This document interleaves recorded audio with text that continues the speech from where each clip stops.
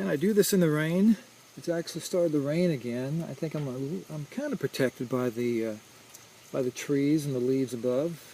I get a drop here and there, but I like doing this outside because it's so open and it's more expansive. You know, I mean, you're not so constrained in the light. You know, natural light just makes the picture look a lot better.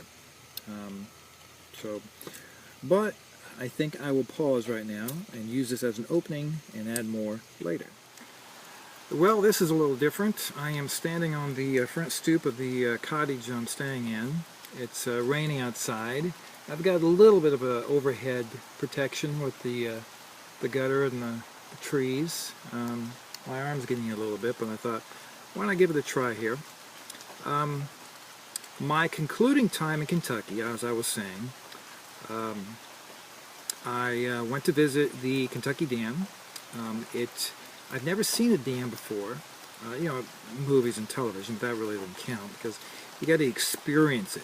I mean, when I would drive over the road that separated the dam from I think it was the Tennessee River, you look and you see the river, and it's just this narrow strip of water, and then you look on the other side of the dam, and you see this huge body of water that looks like a lake or an ocean. You know, so it's very interesting to see. And so there at the Kentucky Dam, they had a little area where you could park your car and kind of get out and wander about and see things, and so I did. One characteristic of this trip that I have truly enjoyed is all the water that I have had a chance to see. Here at the Kentucky Dam, I'd never seen a dam before. You know, I mean, you got this huge body of water dammed up that flooded the area, and then on the other side, which I didn't get a picture of, this small river kind of emanating out of it.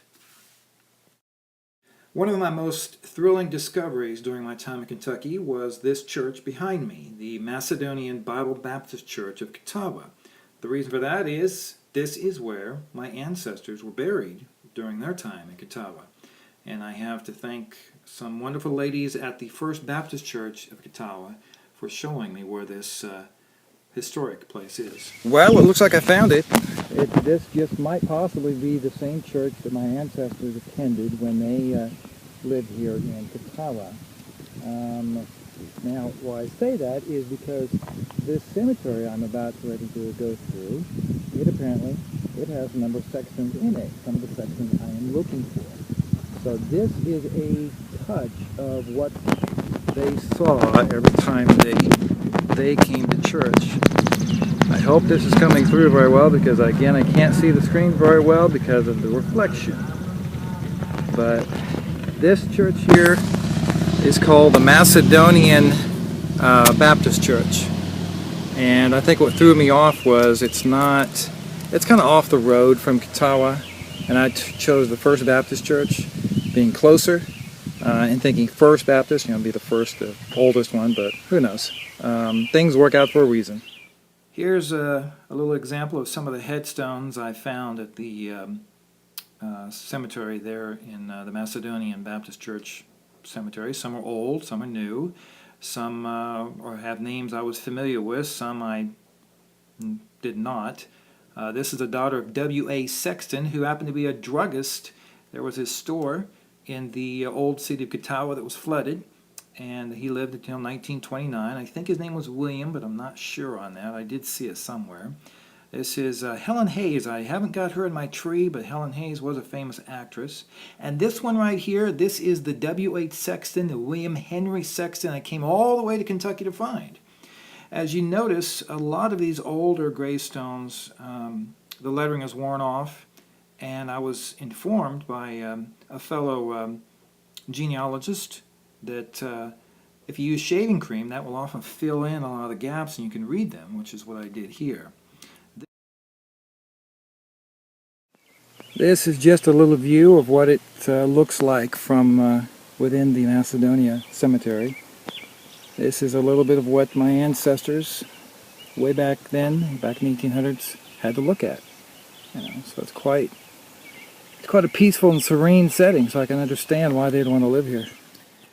The day I left Kentucky, I'm not certain if I left on a Sunday afternoon or I think it was on Monday, because I believe on Sunday afternoon, that's the day I spent there at the Macedonian church cemetery. Of course, you know, I could have I could have left afterward, because from Calvert City to where I was going in Dover, Tennessee, it was, I think, 30, maybe 40 miles, if that much. So it wasn't really that much of a drive. But one thing I had been told about while I was in Kentucky was this Buffalo and Elk Preserve that was located in the land between the lakes area. And where I was staying at Calvert City was the northern part of the land between the lakes, and where I'd be staying in Dover, Tennessee, that was in the southern part.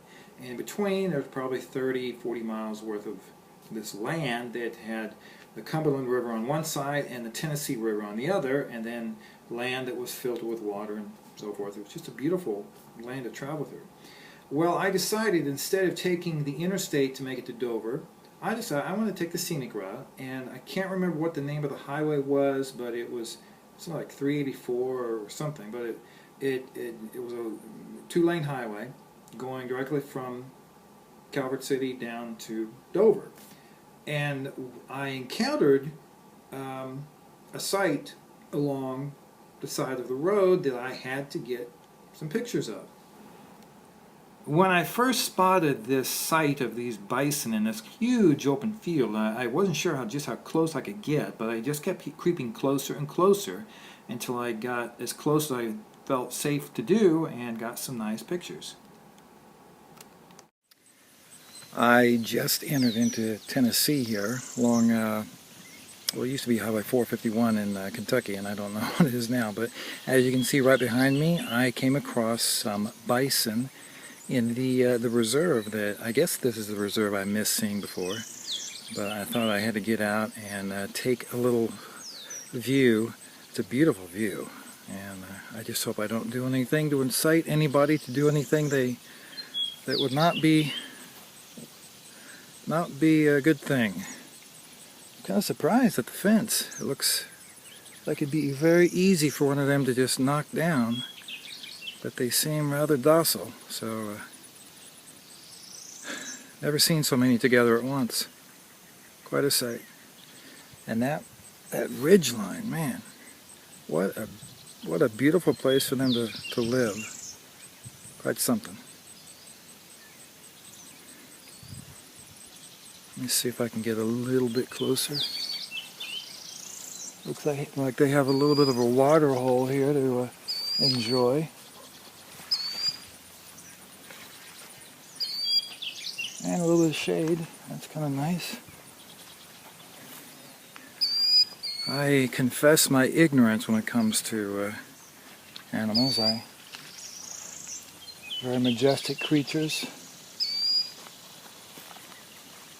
And let's see what I can get any further here. Very peaceful, powerful. I mean, just so powerful, and yet very peaceful. Oops, maybe that's a sign I need to move on. Well, not sure if you heard that last little grunt there in the background, but when I heard that, I thought, maybe a buffalo. I think I'm getting a little too close.